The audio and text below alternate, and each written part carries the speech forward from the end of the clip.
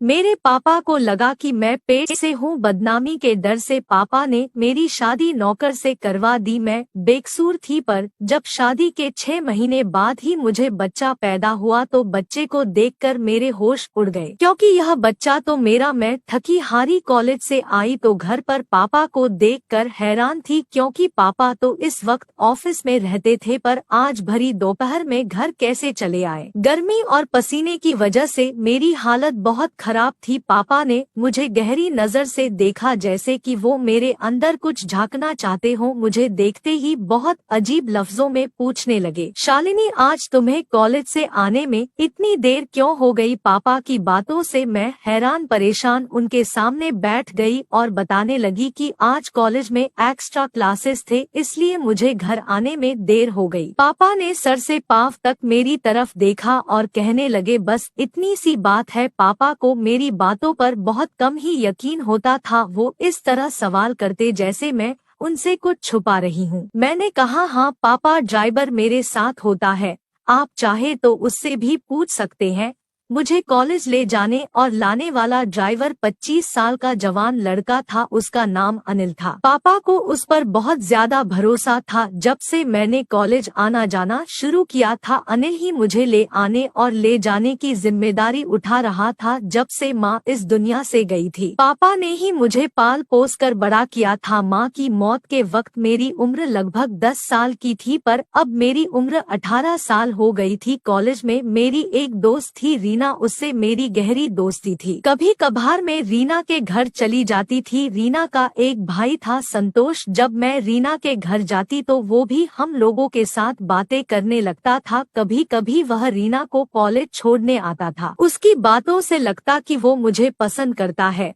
वह एक अच्छा लड़का था, लेकिन पापा के खौफ से मैं कोशिश करती कि उससे दूर दूर ही रहूं। लेकिन एक दिन मेरी बदकिस्मती थी कि पापा मेरे पीछे पीछे मेरे कॉलेज आ गए और उन्होंने संतोष के साथ मुझे बात करते हुए देख लिया। पापा मेरे कॉलेज क्यों आए थे यह तो मुझे नहीं पता, पर उस दिन से मेरी जिंदगी में कयामत आ गई। संतोष के साथ बात करते देख गुस्से में पापा ने मुझे गाड़ी में बिठाया और अपने साथ घर लेकर चले आए। उस दिन से पापा ने मेरा कॉलेज आना जाना बंद करवा दिया। उन्हें शक था कि संतोष के साथ मेरा रिश्ता है। मैंने पापा को लाख समझाने की कोशिश की, पर पापा ने मेरी एक ना सुनी और गुस्से में मुझसे कहने लगे, इतनी पाबंदियों के बाद तुमने आज मेरे मुंह पर कालिफ लगा दी। पापा के इस बात ने मुझे अंदर से झकझोर कर रख दिया था। मेरा रोना धोना कुछ काम नहीं आया और बिना किसी गुनाह के मेरी पढ़ाई बीच में ही अधूरी रह गई। एक दिन मेरे पापा के दोस्त अशोक अंकल, जो कि मेरे पापा के बिजनेस पार्टनर भी थे, हमारे घर आए। वह आते ही मेरी पढ़ाई के बारे में मुझसे पूछने लगे। मैंने रोते हुए उन्हें सारी बात बता दी। वह पापा के पुराने दोस्त थे और अक्सर हमारे घर आ जाया करते थे। अंकल को जब मेरी पढ़ाई के बारे में पता चला तो उन्होंने समझाते हुए मुझसे कहा, तुम फिक्र मत करो, तुम्हारे पापा से बात कर, मैं तुम्हारी पढ़ाई फिर से चालू करवा दूंगा। अशोक अंकल किसी दिन पापा से यह बात कहते, इससे पहले मेरी जिंदगी ने एक और नया मोड़ लिया। एक दिन रात के वक्त मैं गहरी नींद में सोई हुई थी कि पापा अचानक मेरे कमरे में आए तो मेरे मोबाइल की घंटी बज रही थी। पापा ने मेरे मोबाइल को उठाया तो फोन पर संतोष था। उसने मुझसे यह पूछताछ के लिए फोन किया था कि उसे पता चला है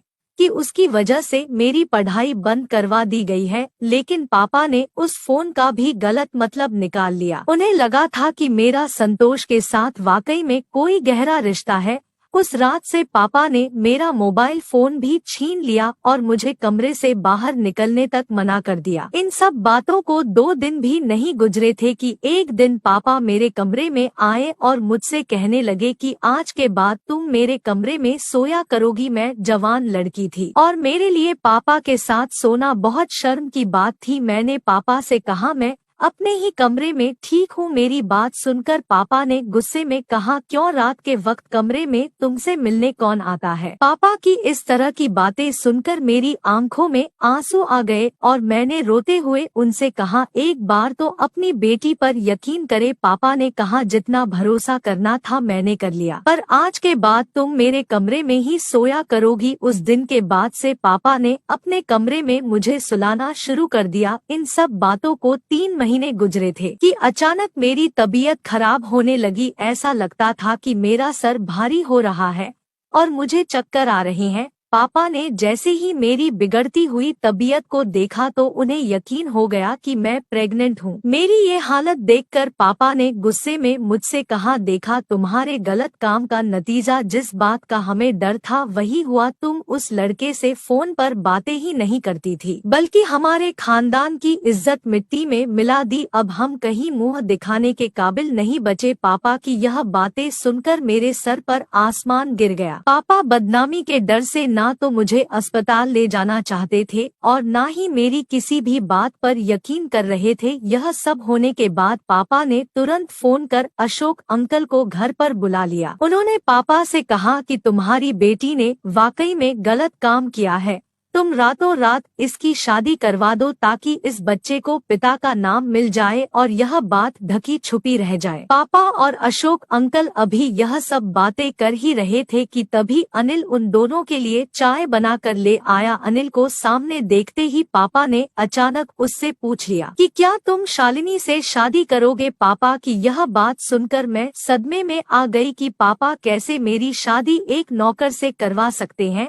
अनिल ने मेरी तरफ देखकर और हकलाते हुए बोला, साहब आप यह कैसी बातें कर रहे हैं, मैं शालिनी मैम से शादी कैसे कर सकता हूँ। पापा ने अनिल को समझाते हुए कहा कि अगर वह मुझसे शादी करेगा तो उसकी पूरी जिंदगी बदल देंगे, बल्कि उसके माँ बाप की सारी जरूरतें भी पूरी करवा देंगे। पापा के इतना समझाने के बाद अनिल मुझसे शादी करने को तैयार हो गया। अगले 1-2 दिनों में मेरी शादी अनिल से करवा दी गई। मैं चाहकर भी इस शादी को मना नहीं कर पाई और ना चाहते हुए भी अनिल से शादी कर ली। पापा ने अनिल को गिफ्ट में एक फ्लैट भी दिया। शादी होने के बाद अनिल मुझे उसी फ्लैट में लेकर आ गया था। अनिल को मैंने अपना पति होने का हक नहीं दिया। मैं और अनिल अलग अलग कमरे में रहते थे।